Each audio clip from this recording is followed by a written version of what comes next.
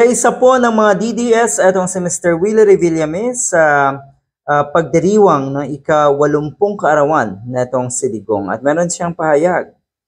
Sabi natin si Mr. Willie Revillame, "You are the best president na nakita ko hanggat kami ay buhay dito sa Pilipinas." Karapatan naman nila yan ni Mr. Willie Revillame lalo kung sino sa tingin niya yung best president. Di ba nga?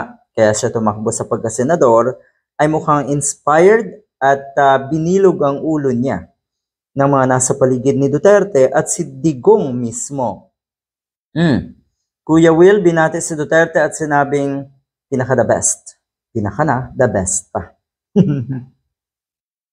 President ng Pilipinas, sa kalagitnaan ito ng motorcade ng tumatakbong senador nga na si Mr. Willie Revillame na kadalasan kadikit si Bongo sa kanyang mga motorcade. Pero bakit nga ba hindi sumanib etong si Mr. Willie Revillame sa PDP laban, 'di ba? Para kahit papaano madagdagan yung PDP laban. Nanatili pa rin daw na independent or nanatili pa rin independent. At minsan ay nabalita na kuno ay mukhang sasanib nga etong si Willie Revillame sa alyansa ng para sa bagong Pilipinas ng administrasyon ni PBBM. Pero kanya itong itinanggi.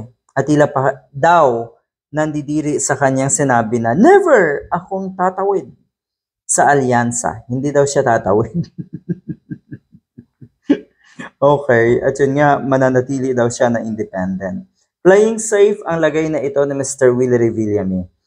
Nga naman, pwede niyang isipin na ang mga DDS talaga ang potentially ay makakatulong sa kanya para siya ay mailuklok sa Senado.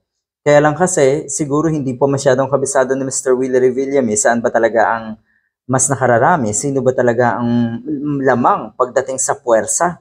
Yun bang mga loyalista or etong mga DDS? Kaya nanatiling independent eto si Mr. Willie Revillame.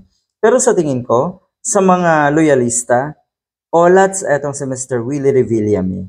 Pero yun nga, paanong ganito ang mga pahayag mo na kuno ay best president si Digong, pero hindi mo siya sinamahan bilang miyembro nga ng PDP laban para sa senatorial slate. Siyam lang po kasi sila, di sana naging 10.